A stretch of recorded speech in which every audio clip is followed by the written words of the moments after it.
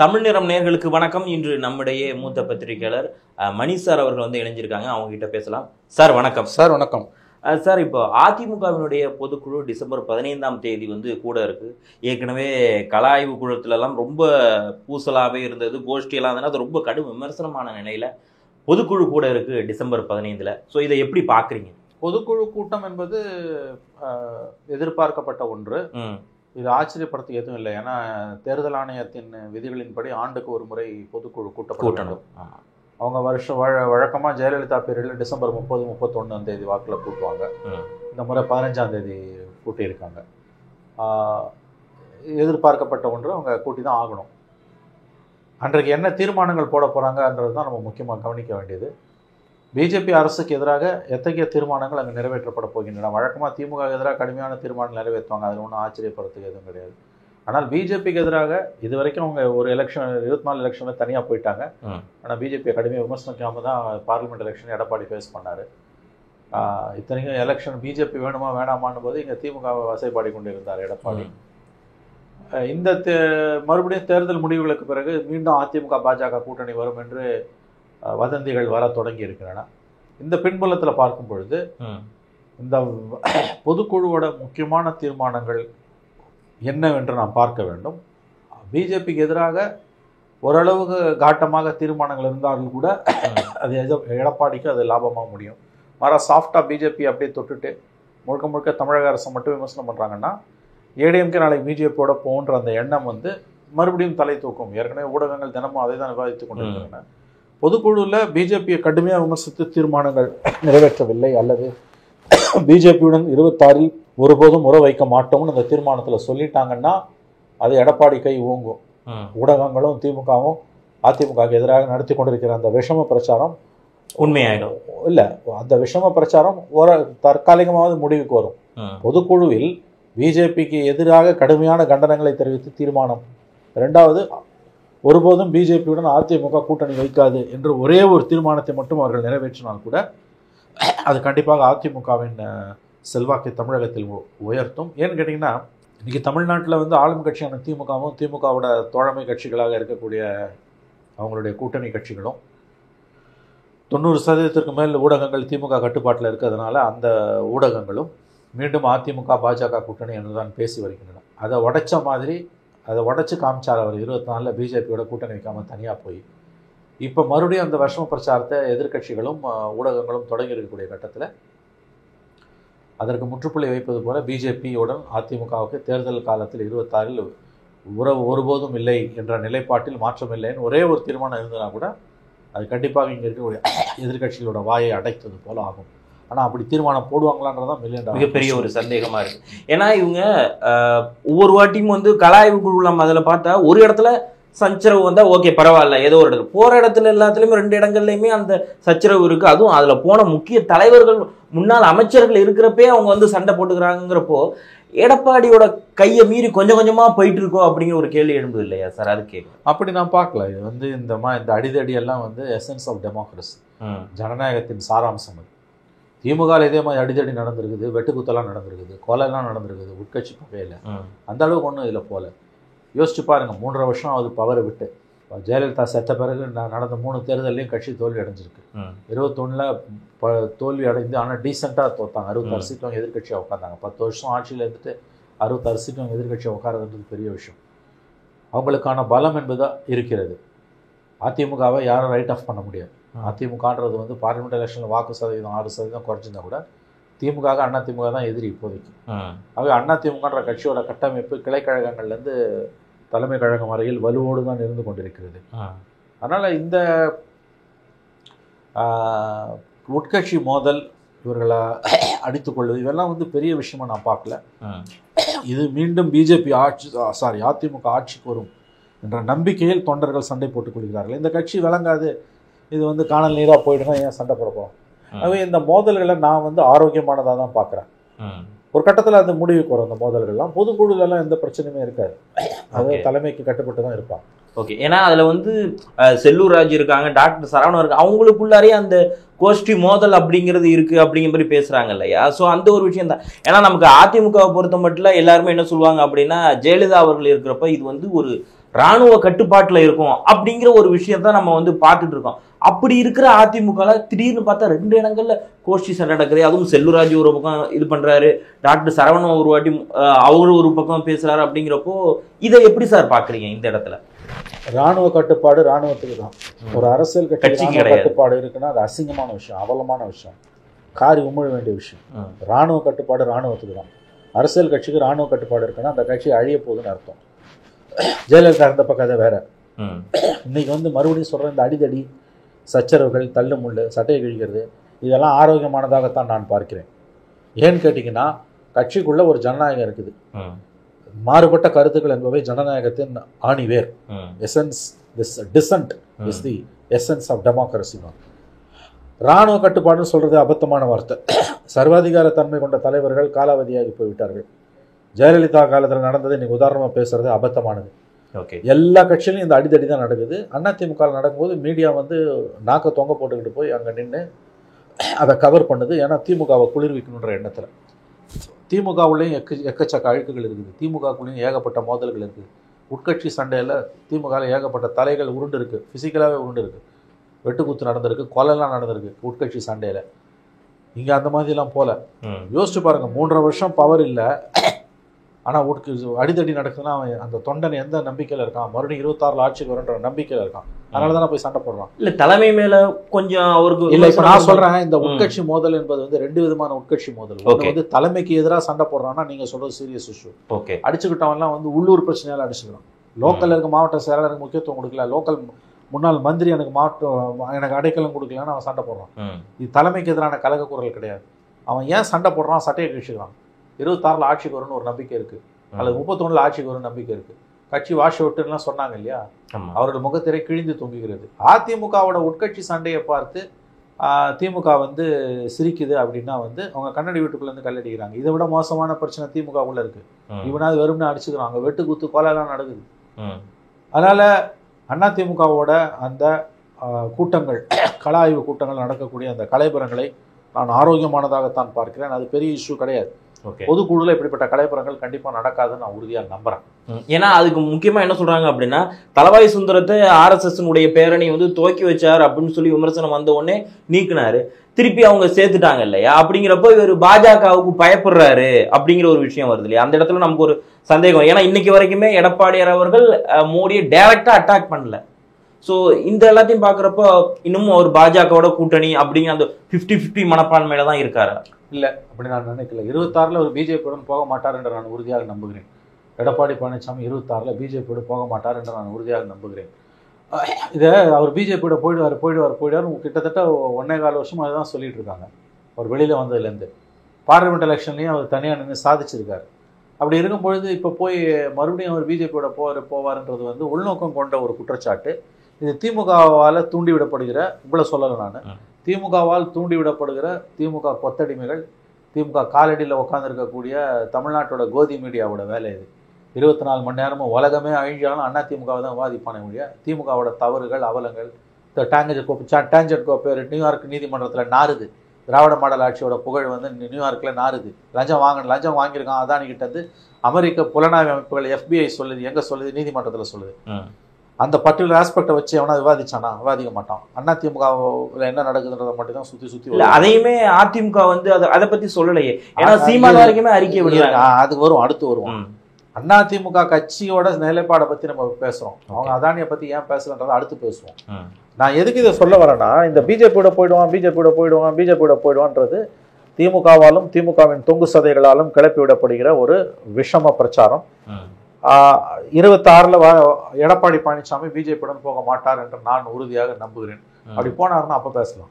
Okay sir, இதுல என்னன்னா நம்ம அறிக்கைங்கிறது ரொம்ப முக்கியமான ஒரு விஷயம். ஒரு கண்டனங்களோ இதெல்லாம் சொல்லணும் அப்படி. ஏன்னா நம்ம தாவேகா பத்தி பேசுறப்ப கூட நீங்க வந்து சொல்லியிருந்தீங்க, விஜய் அவர்கள் ஒவ்வொருத்துக்குமே அறிக்கை அவங்க விடணும், போராட்டங்கள் பண்ணணும் அப்படின்னு சொல்றப்போ, அதானி குறித்து வரும்போது இதே எடப்பாடி கிட்ட வந்து செய்தியாளர் கேள்வி கேட்கிறப்ப இல்ல அதை பத்தி இப்போதைக்கு இல்ல அப்படின்னு சொல்லி அவர் கடந்து போயிறார். பட் அதானியோட பற்றி ஒரு எதிர்த்து இவங்க ஒரு ஸ்டேட்மெண்ட் விட்டுருக்கலாம் இல்லையா? அது மக்கள் முன்னாடி கொஞ்சம் மற்ற கூட்டணி கட்சிகள் வர்றதுக்கோ இல்ல டிஎம்கேல இருக்கக்கூடிய மற்ற கட்சிகள் இங்க வர்றதுக்கோ அதுக்கு ஒரு கீ பாயிண்ட் மாதிரி இருக்கும் இல்லையா ஒருவேளை அவர் கொடுத்திருந்தா?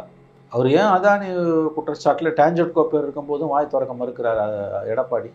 இதே இன்னைக்கு எடப்பாடி பழனிசாமி முதலமைச்சராக இருந்து இந்த டெவலப்மெண்ட் வந்திருந்ததுன்னா, அதானி குழுமத்தோட லஞ்சம் வாங்கினவங்க பட்டியலில் டான்ஜெட்கோ பேர் இருந்ததுன்னா திமுக வந்து நார்மலாக கீழ்ச்சிடுவாங்க. அந்த மாதிரி ஒரு வாய்ப்பு இவருக்கு இருக்கு இல்லையா? ஆளுங்கட்சி மீது விமர்சனங்களை வைக்கிறது அதையே அவர் பண்ணாம இருக்காரு. ஒருவேளை அந்த கட்சி இஷ்யூ இதுன்னு சொல்லிட்டு அப்படியே தடுமாறி போயிருக்காரா? இல்லைங்க, அவரோட மௌனமே வந்து அவங்களோட சங்கடத்தை காட்டுது. ஏன்னா 2014 கவர்மெண்ட், ஜெயலலிதா கவர்மெண்ட், மோடி 14 வராரு, 15 மிகப்பெரிய அளவில் வந்து சூரிய மின்சாரத்தை வாங்குறதுக்கு கையெழுத்து போடுறாங்க. அதானி, கௌதம் அதானியே சென்னைக்கு, கரண் அதானியே சென்னைக்கு வந்து அவங்க வகைராக்கள்லாம் ஜெயலலிதா முன்னால சைன் போட்டாங்க. யாரையும் சந்திக்காத ஜெயலலிதா அதானி குடும்பத்தை சந்திச்சு ஒப்பந்தம் எல்லாம் போட்டாங்க. அதுக்கு பிறகு அவங்க 2015 2016 திமுக தன்னுடைய பிரச்சாரத்தில் ஸ்டாலின் அவர்கள் ஒரு யூனிட் மின்சாரத்தை 7 ரூபாய்க்கு வாங்குறாங்க, அதே மத்திய பிரதேசில் 6 ரூபாய்க்கு கொடுக்குறாங்க, மிகப்பெரிய ஊழல்னு சொல்லி தெருத்தவா பிரச்சாரம் பண்ணாரு. இன்னைக்கு வந்து அதே அதானியோட திமுக கூடி கொலாவுது. டான்ஜெட்கோ வந்து ஆனால் 2 ரூபாய்க்கு தான் வாங்குறேன்றாங்க. அமௌண்ட் 2 ரூபாவா 2 பைசாவா 7 ரூபாவா 1 ரூபாவான்றது கிடையாது. எஸ்சிசிஐலேருந்து நீ வாங்குறதுக்கு காசுக்கு வாங்கினியா வாங்கலையா? ரெண்டாவது, உங்களை வந்து கௌதம் அதானி சந்தித்தாரா இல்லையா? இந்த 2 கேள்விகளுக்கு என் திமுக பதில் சொல்ல மறுக்குது. அவங்க தான் சந்தேகம் நமக்கு வந்து வலுப்பெற்று வருகிறது. ஸோ அந்த இடத்துல கேள்வி கேட்க வேண்டிய எதிர்கட்சியாக இருக்க வேண்டிய பிரதான எதிர்கட்சியாக இருக்க வேண்டிய அதிமுக அதை கேட்கல அப்படிங்கிற ஒரு விஷயம் வருது இல்லையா? சீமான்லாம் ஏடிஎம்கே ஏன் கேட்கலன்னு நீங்க கேட்குறீங்க. நல்ல கேள்வி. ரொம்ப மோசமான ஒரு காலகட்டத்தில் தமிழ்நாடு இருக்குது. ஒரு ஆளும் கட்சியோட முக்கியமான ஒரு ஆளும் கட்சி மீது முக்கியமான துறைகள் ஒன்று லஞ்சம் வாங்கியிருக்குன்னு ஒரு குற்றச்சாட்டு வருது. யார் வாங்கினான்ற லிஸ்ட் இல்லை. ஆனால் ஒரு செய்தின்ற முறையில், ஒரு அரசியல் நிகழ்வுன்ற முறையில் இது மிகப்பெரிய நிகழ்வு. அதை தான் நான் சொன்னேன் இவ்வளோ நேரம். இன்றைக்கி எடப்பாடி சிஎம்மாக இருந்தால் திமுக வந்து ஆங்கிலத்தில் சொல்லுவாங்க they would have gone to the towns, அதாவது வந்து வானம் வரைக்கும் எகிரி குதிச்சிருப்பாங்க. தெருவாக போராட்டம், எல்லா மாவட்ட தலைநகர்களும் ஆர்ப்பாட்டம், எடப்பாடி ராஜேந்திர சிங் ஓய மாட்டோம் அப்படின்னு அந்த ஒரு குற்றச்சாட்டை வச்சே போயிருப்பாங்க. இத்தனைக்கு நிரூபிக்கப்படாத குற்றச்சாட்டுகள் எல்லாமே வழக்கு தான் நடந்துகிட்டு இருக்குது. ஆனால் இன்றைக்கி எடப்பாடி சிஎம்மாக இருந்தால் திமுக எப்படி பண்ணுன்றது நான் உதாரணம் சொல்கிறேன். கலைஞர் இருந்தால், கலைஞர் இன்னைக்கு உயிரோடு இருந்தால் திமுக எப்படிலாம் இருக்குன்றதை நான் சொல்கிறேன். இப்போ இன்னைக்கு அதிமுக ஆட்சி இருந்ததுன்னா திமுக அதை எப்படி கையாண்டு இருக்கும்? திமுக ஆட்சியில் ஏன் அண்ணா திமுகவால் ஒரு லட்டு மாதிரி இஷ்யூ எக்ஸ்ப்ளாய்ட் பண்ண முடியல? அதுக்கு காரணம் அவங்க ஆட்சியில், அதானி ஆட்சியில் வந்து அவங்க வந்து சூரிய மின்சாரத்தை அதிக விலை கொடுத்து வாங்கினது. ரெண்டாவது, நிலக்கரி ஊழல். அதானி தரம் குறைந்த நிலக்கரியை தான் தமிழ்நாடு மின் வாரியத்துக்கு சப்ளை பண்ணாருன்னு ஸ்டாலின் எதிர்கட்சி தலைவராக இருக்கும்போது கடுமையான குற்றச்சாட்டுகள் சுமத்தினார். இப்போ ஜூலை மாதம் முதல் வாரத்தில் டிவிஎஸ்சி அதானி மேலே வழக்கு பதிவு செஞ்சிருக்காரு. அதுக்கு ஒரு 10 நாள் பொறுத்து தான் அவர் வந்து சந்திச்சார்ன்றது தான் குற்றச்சாட்டு. டாக்டர் ராமதாஸ் வெளிப்படையாக சொல்றார். ஜூலை 10 அதானி முதலமைச்சர் ஸ்டாலினை சித்தரஞ்சன் சாலை இல்லத்தில் சந்தித்தார்ன்றது ராமதாஸோட குற்றச்சாட்டு. இன்ன வரைக்கும் அதுக்கு திமுக கிட்டேருந்து முதலமைச்சரிடமிருந்து, முதலமைச்சர் அலுவலகத்திலிருந்தோ பதில் வரவில்லை. ராமதாஸ் இப்படி சொல்லியிருக்காருன்னு ரிப்போர்ட்டர்ஸ் கேட்கும்போது அவருக்கு வேறு வேலை இல்லைன்னு அதை வந்து ரொம்ப சாதாரண விஷயமா கடந்து போகிறார் முதலமைச்சர். அப்போ நம்ம என்ன புரிஞ்சுக்கணும்? கௌதம் அதானி ஸ்டாலினை சென்னையில் சந்தித்தார் என்ற ராமதாஸின் கருத்தை ஸ்டாலின் மறுக்கவில்லை. ஓகே, ஸ்டாலின் டினை பண்ணல, அவ்வளோதான். இல்லை அவருக்கு இல்லை, அவர் அறிக்கை விட்டுக்கிட்டே இருக்காரு அப்படின்னு சொல்லி அதை கடந்து போயிட முடியாது. சாதாரண விஷயம் இல்லை, பெரிய விஷயம். ஓகே, அதை வந்து என்ன சொல்றாங்கன்னா பாமக இல்லை அவர் வந்து ஒழுங்கா மரியாதை கொடுக்கல, ரொம்ப மரியாதை அவமரியாதை இதெல்லாம் இதில் வந்து ஸ்டாலினோட பதில் வந்து தப்பித்து போகிறதா இருக்க ஒழிய அதில் மரியாதை குறைவு எதுவுமே கிடையாது. ஒரு வேற வேலை இல்லை அறிக்கை விடுவார்ன்றதுல வந்து அந்த பிரச்சனையிலேருந்து அதானியை தான் சந்தித்தேனா இல்லையா என்பது குறித்து பதிலளிக்க முதலமைச்சர் மறுக்கிறார்ன்றதான் அதில் இருக்கக்கூடிய இஷ்யூ. ஓகே, அதை விட்டுட்டு அவர் ராமதாஸை பற்றி நீங்கள் வந்து அவருக்கு வேறு வேலை இல்லை இப்படி தான் அறிக்கை விடுவார்னு அவர் சொன்னதை ஒரு அவதூறாக திமுக பாமக எடுத்துக்கொள்வதும் அவங்க என்டிஏ கூட்டணியில் இருக்க கட்சிகள் பேசுவதும் அபத்தமானது. ஓகே, இதில் பாஜக வந்து ஏன்னா இதில் பாஜக வர்றாங்க உள்ள தான் சொல்கிறாங்க. பாஜகவோ பாமகவோ யாராக இருந்தாலும் ஸ்டாலின் பேசியதை குறை சொல்கிறது தவறு. அவருக்கு வேறு வேலை இல்லைங்க, அவர் எதோ அறிக்கை விட்டுட்டு இருப்பார்ன்றது வந்து அது ஒரு அவதூறான அல்லது மரியாதை குறைவான வார்த்தையே கிடையாது. அது அரசியலில் சாதாரண. அது is no job to do அப்படின்னு சொல்லுவோம் நம்ம. அதனால சும்மா ஸ்டேட்மெண்ட் விட்டுட்டு இருக்காங்க. அதில் ஒன்றும் அவதூறோ அல்லது மரியாதை குறைவான சொல்லாடலோ எதுவுமே இல்லை. மாறா முக்கியமான பிரச்சனையிலேருந்து ஸ்டாலின் தப்பிச்சு போகிறார். அதை தான் பாமக கேள்வி கேட்கணும். அதை விட்டுட்டு தெருவா போய் கோடி பிடிச்சிங்கன்னு இந்த சாலை மறியல் பண்ணிட்டு இருக்காங்க. எங்க ஐயாவை வந்து அவமரியாதைப்படுத்திட்டாரு. அவர் உங்க ஐயாவை அவமரியாதைப்படுத்தல, தமிழ்நாட்டை அவமரியாதைப்படுத்திட்டாருன்னு எடுத்துக்கோங்க. இல்ல ஏன்னா இந்த குற்றச்சாட்டுக்கு உண்மை அல்லது பொய்ன்னு அவர் சொல்லுமா இல்லையா? எவ்வளவு சொல்லுவோம், அதை நான்லாம் பதில் சொல்ல மாட்டேன், நீங்கள் கடந்து போக முடியாது. ராமதாஸ் ஒரு முக்கியமான கருத்தை முன் வைக்கிறார். தமிழ்நாட்டில் இருக்க அரசியல் கட்சிகளிலேயே அவர் ஒருத்தர் தான் துணிச்சலா கௌதம் அதானி ஸ்டாலினை சந்திச்சாருன்னு சொல்றாரு. நீங்க ஆமா சந்திச்சேன்னு சொல்லுங்க, இல்லைன்னு சொல்லுங்க. அப்படி சந்திக்கலன்னா ராமதாஸ் பேசியது தவறு, அவர் தன்னுடைய கருத்தை வாபஸ் வாங்க வேண்டும், இல்லை என்றால் அவதூறு வழக்கு போடும் சொல்லுங்க. ஓகே, சிம்பிளா ஒரே ஒரு வார்த்தைங்க. கௌதம் அதானியை நீங்கள் சந்தித்தீர்களா என்ற முதலமைச்சரிடம் கேட்கும் பொழுது கேட்கல எவனுமே ரிப்போர்ட்டர், நான் சந்திக்கவில்லைன்னு சொல்ல வேண்டியதானே. அன்னைக்கு ராமதாஸோட அறிக்கையில வந்து டான்ஜெட் கோக்கெல்லாம் வியாக்கியானம் கொடுக்குறாங்களே ஒழிய மெயின் டான்ஜெட் கோ பற்றி அவர் சொல்றாரு, தமிழ்நாட்டோட புகழ் நியூயார்க்கில் நாரு. அதுக்கு அடுத்து அவர் சொல்றது கௌதம் அதானி ஜூலை 10 தேதி வாக்கில் ஸ்டாலினை சந்திச்சாருன்றார். அதுக்கு பிறகுதான் சில முக்கியமான தஸ்தாவேஜுகள் எல்லாம் ஒப்பந்தங்கள்ல கையெழுத்தாவது அதானியோடன்றார். அந்த கையெழுத்தாவதுலாம் ஒரு பக்கம் இருக்கட்டும், கௌதம் அதானி ஸ்டாலினை சந்திச்சாருன்னு ராமதாஸ் வெளிப்படையா கருத்து தெரிவிக்கும் போது அதற்கு ஆம் அல்லது இல்லைன்னு பதில் சொல்லாம முதலமைச்சர் கடந்து போறாரு. திமுகவோட அதிகாரப்பூர்வ பேச்சாளர்கள் விஷமத்தனமா விஷயத்தை வேற மாதிரி திசை திருப்பிட்டு இருக்காங்க. திமுகவோட தொங்கு சதைகள் வந்து அப்படி ஒரு மீட்டிங்கே நடக்கலன்றாங்க. அப்படி ஒரு மீட்டிங்கே நடக்கலன்னு அவன் சொல்லலை, சாரி அவங்க சொல்லலை. ஓகே, அதானியுடன் முதலமைச்சர் சந்திக்கவில்லை, ராமதாஸ் கருத்து தவறானது, உண்மைக்கு மாறானது, இது அப்பட்டமான பொய் என்று சிம்பிள் ஸ்டேட்மெண்ட் ஸ்டேட் கவர்மெண்ட் கிட்ட இது வரைக்கும் வரல இல்லையா? ஆனா திமுகவோட தொங்கு சதைகள் இருக்கு இல்லையா, அதுல எம்எல்ஏக்களாக இருக்கக்கூடியவங்க, எம்பிக்களாக இருக்கக்கூடியவங்க, அவங்கெல்லாம் என்ன சொல்றாங்க, இது உண்மைக்கு புறம்பான குற்றச்சாட்டு, அப்படி எந்த ஆதாரமும் இல்லை. ஐயா உங்ககிட்ட என்ன ஆதாரம் இருக்குது இல்லைன்னு சொல்றதுக்கு? நாளைக்கு ஆமா இந்த சந்திப்பு நடந்ததுன்னா நீங்கள் உங்கள் முகங்களை கொண்டு போய் எங்கே வைத்துக் கொள்வீர்கள்? திமுகவுக்கு முட்டு கொடுக்கறதுக்கு கூட ஒரு அளவு இருக்குல்ல. இந்த விஷயத்துல போய் ஏன் நீ முட்டு கொடுக்குறன்ற? அதானியை முதலமைச்சரை அதானி சந்தித்தார் என்ற ராமதாஸுடைய அந்த கருத்துக்கு திராவிட முன்னேற்ற கழகமும் தமிழக அரசும் இதுவரையில் நேரடியாக எந்த பதிலும் சொல்லவில்லை. பட் ஆனா இவங்க வைக்கிற விமர்சனம் இருக்கு இல்லையா, பாமக எங்க ஐயா வந்து அவமானப்படுத்திட்டாங்க, மரியாதை கொடுக்கல அப்படின்னு சொல்ற அது தப்பான வார்த்தைங்க. ஸ்டாலின் அவர்கள் வந்து முதலமைச்சர் மு.க. ஸ்டாலின் பாமக நிறுவனர் டாக்டர் ராமதாஸ் அவர்களை எந்த விதத்திலும் அவமரியாதை செய்யவில்லை. ஓகே, ஸ்டாலின் அவர்களுடைய வார்த்தைகள் அவமரியாதையான வார்த்தைகள் அல்ல.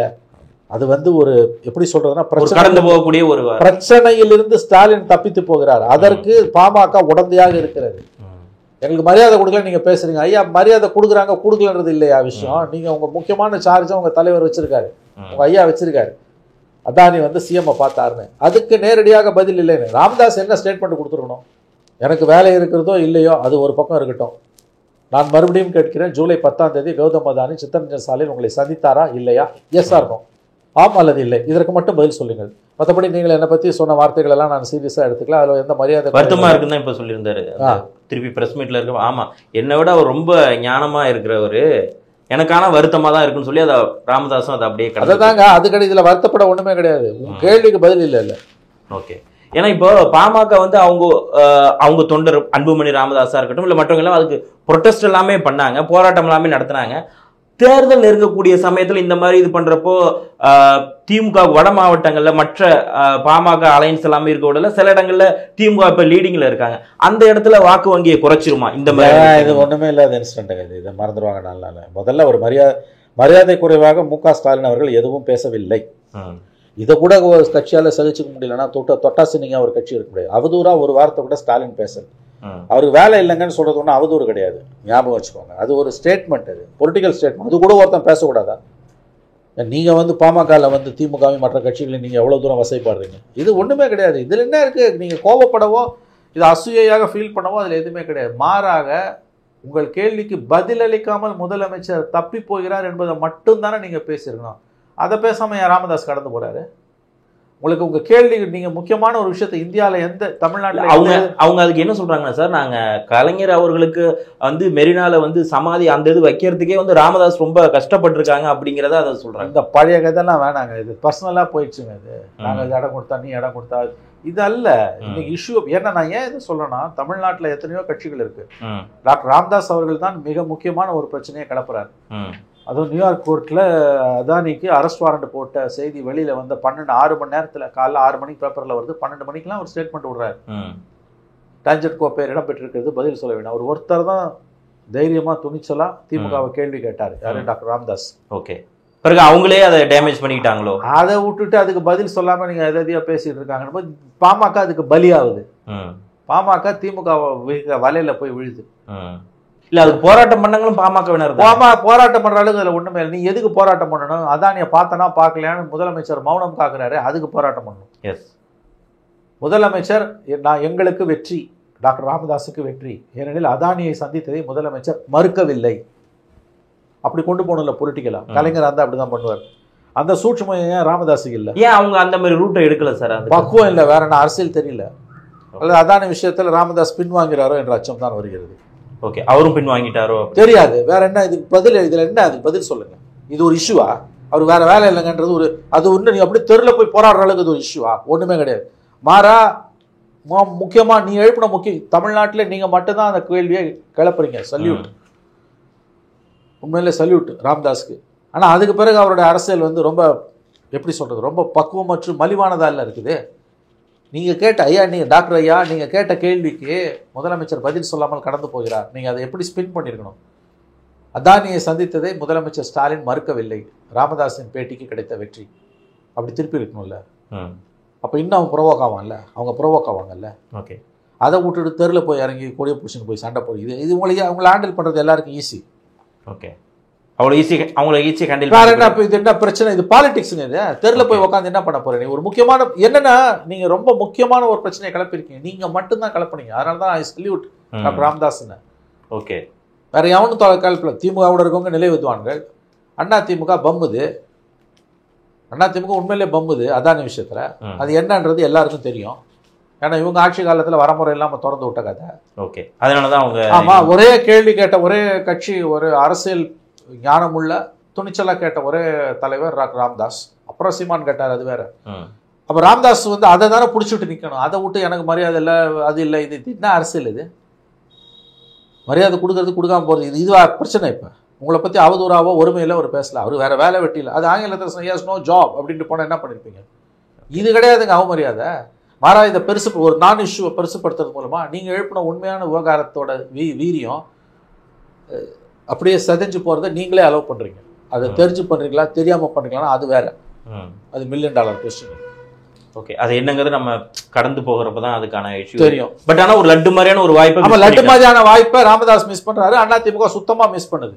ஏங்க திரும்பவும் சொல்றாங்க, இன்னைக்கு அதிமுக கவர்மெண்ட் எடப்பாடி சிஎம்மா இருந்து எடப்பாடியோட ஆட்சி காலத்தில் டான்ஜெட்கோக்கு அதானி லஞ்சம் கொடுத்தாருன்னு அமெரிக்க நீதிமன்றத்தில் அமெரிக்க விசாரணை அமைப்பு, அமெரிக்க போலீஸு குற்றப்பத்திரிகை தாக்கல் செய்து அந்த தகவல் வெளியில் வந்தா திமுக தமிழ்நாட்டை ரணகலமாக இருக்கும். இந்த இப்போ வழியில் வந்து ஒரு வாரமும் திமுக வந்து விடாமல் ஃபைட் பண்ணியிருக்கோம். எடப்பாடி ராஜினாமா வரைக்கும் நாங்கள் அலோவ் பண்ண மாட்டோன்னு தமிழ்நாட்டையே வந்து அவங்க ஒதுக்கியிருப்பாங்க. சோசியல் மீடியாவில் ட்ரெண்டிங் எல்லாத்துலேயும், சோஷியல் மீடியாவில், நேஷனல் மீடியாவில், மெயின் ஸ்ட்ரீம் மீடியாவில் எல்லாத்துலேயும் அந்த இஷ்யூ வந்து அலைவாக வச்சுருந்துருப்பாங்க. ஓகே, விதவிதமாக போராட்டம் பண்ணியிருப்பாங்க. ஒன்றுமே இல்லையா?